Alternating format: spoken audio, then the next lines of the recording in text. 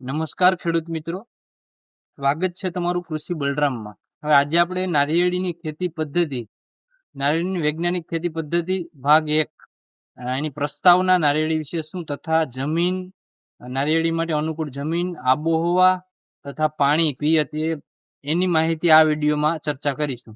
હવે આપણે આખી એક સિરીઝ જ બનાવવાના છે નારિયેળીની વૈજ્ઞાનિક ખેતી પદ્ધતિ વિશે, કે નારિયેળીની ખેતી પદ્ધતિમાં શું ધ્યાન રાખવું જોઈએ, કયા કયા પાસા આવે છે, એ આગલા વિડીયોમાં 8-10 વિડીયો બનાવશું, આખી સિરીઝમાં ચર્ચા કરશું. તેમાં જે કઈ જીવાત આવે છે, તેને કઈ રીતના નિયંત્રણ કરવું, મુંડા, આ તે, કથીરી, ડાઘા, ત્યારબાદ 1 થી 3 વર્ષની નાની નારિયેળી હોય ત્યારે તેની સંભાળ શું લેવી, તેમાં ખાતર વ્યવસ્થાપન, ખાતર કેટલું નાખવું, ડોઝ શું રાખવો, સફેદ માખી આજકાલ જે નવો પ્રશ્ન છે તો તેનું નિયંત્રણ કઈ રીતના કરવું, ત્યારબાદ જે તેનો ભાવ, તે ક્યાં ડિસ્ટ્રીબ્યુશન, તે તમામ વાતોમાં, તે તમામ મુદ્દા ઉપર આગળ ચર્ચા કરશું. પણ હાલ પ્રસ્તાવના અને જમીન, હવામાન તે મુજબ ચર્ચા કરીએ આજના વિડીયોમાં. તો નારિયેળીમાં આપણા જે વેદો અથવા પુરાણો છે તેમાં કલ્પવૃક્ષ તરીકે તેને કહેવામાં આવ્યું છે કે નારિયેળી એક કલ્પવૃક્ષ કઈ રીતના છે, તો કે તેના તમામ જે પાર્ટ છે તે તમામ એના ભાગો છે તે ઉપયોગી છે. નારિયેળીનો ત્રોફો હોય તો તેનું પાણી પીવા માટે ઉપયોગી છે, આપણા શરીર માટે, હેલ્થ માટે ખૂબ સારું છે. ત્યારબાદ તેના પાના આપણે કોઈ પણ કાચું મકાન બનાવવામાં શેડ માટે વપરાય છે. ત્યારબાદ નારિયેળી પાકી જાય તો તેનું જે કોપરું હોય તેમાંથી તેલ આપણે કાઢી અને ખાવામાં ઉપયોગ કરી શકીએ છીએ. ત્યારબાદ નારિયેળીનું જે તેલ હોય તેમાંથી પણ ઘણી આઈટમ બનાવવામાં, જે બટન છે, આ તે બીજું ત્રીજું બનાવવામાં ઉપયોગી છે. તમામ જે એના ભાગ છે, એક પણ વસ્તુ તેનું નિરુપયોગી નથી. નારિયેળીના તમામ જે ભાગ છે તે બધા જ ઉપયોગી છે, તેનો કોઈ પણ ને કોઈ પણ જગ્યાએ ઉપયોગ કરી શકાય, તેથી તેને કલ્પવૃક્ષ કહેવામાં આવે. હવે દુનિયાના લગભગ 90-95 દેશોમાં નારિયેળી ઉગાડવામાં આવે છે. જેમ કે ભારત છે, ઇન્ડોનેશિયા છે, ફિલિપાઇન્સ છે. તેમાંથી જોઈએ તો સૌ પ્રથમ ઇન્ડોનેશિયા પ્રથમ ક્રમાંકે છે, ફિલિપાઇન્સ બીજા ક્રમાંકે છે, તથા ભારત છે તે ત્રીજા ક્રમાંકે છે, જે આપણે એરિયાની દ્રષ્ટિએ. આ સિવાય પણ ઘણા દેશો છે, શ્રીલંકા છે, જમૈકા છે, બીજા ઘણા દેશો તેની ખેતી કરે છે, પણ ભારત ત્રીજા ક્રમે છે તેને વાવેતરની દ્રષ્ટિએ આપણે જોઈએ તો. ભારતમાં લગભગ અત્યારે હાલ 22 લાખ હેક્ટર જેટલું, 2021ના ડેટા પ્રમાણે 22 લાખ હેક્ટર જેટલું નારિયેળીનું વાવેતર થયેલ છે. હવે આપણે વાત કરીએ કયા કયા રાજ્યો તેની ખેતી કરે, તો મોસ્ટલી સાઉથ ઇન્ડિયાના જે સ્ટેટ્સ છે, જેમ કે કેરળ છે, કર્ણાટક છે, આંધ્રપ્રદેશ છે, તમિલનાડુ છે, અને એક મહારાષ્ટ્ર છે અને ગુજરાત છે. આ સ્ટેટ્સમાં વધારે પડતી નારિયેળીનું ખેતી જોવા મળે છે. એનું કારણ છે કે નારિયેળી આપણે આગળ જોશું, નારિયેળીનું સૌથી વધારે જો કોઈ એક રાજ્ય ડોમિનેન્ટ હોય તો તે કેરળ છે. કેરળમાં આપણા દેશની તમામ નારિયેળીના વાવેતરના કુલ 60 થી 66% કેરળ એકલું વાવેતર ધરાવે છે. ત્યારબાદ બીજા જે કર્ણાટક છે, તમિલનાડુ, આંધ્રપ્રદેશ છે. ગુજરાતની વાત કરીએ તો ગુજરાત માત્ર ટોટલ વાવેતર વિસ્તારના 1% જ, એટલે કે 2800 હેક્ટર, 2024ના ડેટા પ્રમાણે 2800 હેક્ટર જેટલું વાવેતર વિસ્તાર ધરાવે છે. અને સાઉથ ઇન્ડિયન જે સ્ટેટ છે, દક્ષિણ ભારતના જે રાજ્યો છે, કેરળ, કર્ણાટક, એની સરખામણીએ ઉત્પાદકતા અને પ્રોડક્શન પણ બહુ ખૂબ ઓછું છે. એટલે કે આપણે હજી ખૂબ આગળ છે વિકાસ તથા ઉત્પાદકતા વધારવાની જરૂર છે નારિયેળીમાં બીજા રાજ્યની સરખામણીએ. હવે ગુજરાતમાં જ વાત કરીએ તો કયા કયા જિલ્લાઓ નારિયેળીનું ઉત્પાદન કરે છે.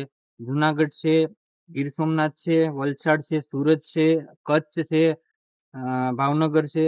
આમાં ગીર સોમનાથ સૌથી વધારે વાવેતર વિસ્તાર ધરાવે છે. ગીર સોમનાથમાં 10,000 હેક્ટર જેટલો એરિયા 2024ના ડેટા પ્રમાણે વાવેતર હેક્ટર છે. ત્યારબાદ જુનાગઢમાં 6700 હેક્ટર જેટલું છે.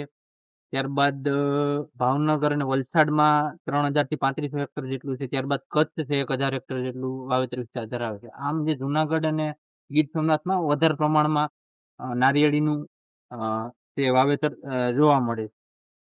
હવે આપણે મેન વાત કરીએ કે કયા પ્રકારની જમીન, આબોહવા અને પાણી આતે તેને જોઈએ. હવે જમીનમાં તો નારિયેળીને તે એક કોઈ પણ પ્રકારની જમીનમાં વાવેતર એનું થઈ શકે છે. ખાસ કરીને રેતાળ જમીન છે, મધ્યમ રેતાળથી ગોરાળુ જમીન, તેમાં તેનું ઉત્પાદન સારું બેસે છે. તથા એક ખાસ કે જે સારી નિતાર વાળી જમીન છે કે જેમાં પાણી જો વધારે સ્થગિત થાય, પાણીનો ભરાવો વધારે થાય 10-15 દિવસ, 20 દિવસ, 25 દિવસ, તો તેમાં નારિયેળીનું ઉત્પાદન એક ના લઈ શકાય. બાકી લગભગ બધી જ પ્રકારની જમીનમાં મધ્યમ કાળીથી લઈ અને રેતાળથી લઈને મધ્યમ કાળી સુધી તમામ પ્રકારની જમીનમાં તેનું ઉત્પાદન લઈ શકાય. થોડું ઘણા પ્રમાણમાં જમીનમાં ક્ષાર હોય તો પણ નારિયેળીનું ઉત્પાદન થઈ શકે છે. અને એક વસ્તુ ખાસ ધ્યાને રાખવી કે જો 1 થી 2 મીટર સુધીમાં વધારે પડતો કાદીનો ભાગ હોય તો એક નારિયેળીનું વાવેતર કરવામાં મુશ્કેલી પડે છે. તો તેવી જમીન કે બહુ કાદિયાળ છે, જમીનની સપાટીથી 1 થી 2 મીટર સુધી કાદીનો ભાગ વધારે પડતો છે, તો તેમાં નારિયેળી લઈ ન શકાય. એમાં પણ સોલ્યુશન તરીકે આપણે 2 મીટર બાય 2 મીટર અને ઊંડાણ પણ 2 મીટર અથવા તો 1.5 મીટર બાય 1.5 મીટર, એટલે કે 1.5 મીટર ઊંડો ખાડો ખોદી પહોળાઈ અને લંબાઈ પર 1.5 મીટર અથવા તો 2 મીટર રાખી અને તેમાં બહારથી માટી લાવી ભરી અને નારિયેળીનું ઉત્પાદન વાવેતર કરવામાં આવે તો તે કાદિયાળ જમીનમાં પણ એક થઈ શકે છે. ત્યારબાદ હવામાન તેને કેવું માફક આવે છે. હવામાનમાં આપણે જો વાત કરીએ તો નારિયેળી છે તેને 60 થી 65% વધારે, 60 થી 85-80% સુધી ભેજ હોય તેવા વિસ્તારમાં જ નારિયેળીનું ઉત્પાદન થાય છે. એટલે તમે જોઈ શકો છો કે દરિયાઈ પટ્ટી જે છે આપણે ગુજરાતની, એમાં જ નારિયેળીનું ઉત્પાદન ગુજરાતમાં જોવા મળે છે. તથા જે સાઉથ ઇન્ડિયન સ્ટેટ છે તેમાં પણ ભેજનું પ્રમાણ વધારે છે, તે હ્યુમિડ રિજનમાં આવે છે. તેથી ત્યાં પણ દરિયાપટ્ટો લાગુ પડે છે, એટલે ત્યાં પણ નારિયેળીનું જે વાવેતર વધારે પડતું જોવા મળે છે. જનરલી દરિયા કિનારાથી 10 કિલોમીટર સુધીની રેન્જમાં નારિયેળીનું સારું બેસાણ થાય છે, એટલે કે ત્યાં વાવેતર થઈ શકે છે. આપણે વાત કરીએ ગુજરાતના જિલ્લાની તો કે દ્વારકા, પોરબંદર, ગીર સોમનાથ, જુનાગઢના અમુક ભાગ, વલસાડ છે, સુરત છે, અમરેલી છે, ભાવનગર છે અને કચ્છનો અમુક ભાગ છે. તો આ બધા આપણે જોઈએ તો દરિયા પટ્ટીના નજીકના જે એરિયા છે એટલે આમાં નારિયેળીનું ઉત્પાદન બેસે છે. આ ધ્યાન રાખવું. તેને ભેજવાળું વાતાવરણ માફક આવે છે, એટલે દરિયા પટ્ટીની નજીકના જે એરિયા છે ત્યાં તેનું વાવેતર કરવામાં આવે છે. આ સિવાય વાત કરીએ તાપમાનની રેન્જ જનરલી 22 ડિગ્રીથી લઈ અને 32 ડિગ્રી આ રેન્જ છે તેને માફક આવે છે. અને મોસ્ટ સ્યુટેબલ એટલે કે સૌથી ઉત્તમ 26-27 ડિગ્રી તાપમાન તેને માફક આવે છે. હવે 15 ડિગ્રીથી નીચે જો તાપમાન ઉડી જાય તો ખૂબ સમસ્યા થાય છે નારિયેળીના ઉત્પાદનમાં. તેના નારિયેળીમાં ખરણ જોવા મળે છે અને નારિયેળીનો જે ગ્રોથ એટલે કે વિકાસ છે તે અટકી જાય છે. આવી રીતના જો વધારે તાપમાનમાં 35 થી 38 ડિગ્રીથી વધારે તાપમાન થઈ જાય તો નારિયેળીના જે નટ્સ છે તે ખરી જાય છે, ખરણ જોવા મળે છે અને ગ્રોથમાં પણ એક ઇફેક્ટ પડે છે. હવે આ તાપમાનની વાત થઈ. હવે પાણી, હવે જનરલી 1000 mm થી લઈ અને 1200 mm વધુમાં વધુ 2000 mm સુધી વરસાદ થતો હોય આવા વિસ્તારમાં આપણે નારિયેળીનું વાવેતર લઈ શકીએ. ઓછો વરસાદ હોય તોય પણ જો સિંચાઈની યોગ્ય વ્યવસ્થા હોય તો નારિયેળીનું ઉત્પાદન આપણે લઈ શકીએ. ખાસ એક ધ્યાન રાખવું કે નારિયેળીના પાકને પાણી જો ઓછું મળે અથવા તો પાણીનો તાણ સર્જાય તો તેમાં ઉત્પાદનમાં બહુ ખૂબ માઠી અસર પડે છે. તેથી પાણીની વ્યવસ્થા છે તે ખૂબ મહત્વપૂર્ણ છે નારિયેળીના ઉત્પાદનમાં. પાણી જનરલી સારું પાણી હોય, મીઠું પાણી, તો કોઈ પ્રશ્ન જ નથી. પણ બહુ ક્ષારવાળું પાણી હોય તો નારિયેળીના ગ્રોથમાં તથા ઉત્પાદનમાં અસર પડે છે. જનરલી મધ્યમ ક્વોલિટી વાળું પાણી છે, જનરલી ભાંભરું પાણી, તો આવું પાણી જ્યાં હોય ત્યાં નારિયેળીનું વાવેતર થઈ શકે છે.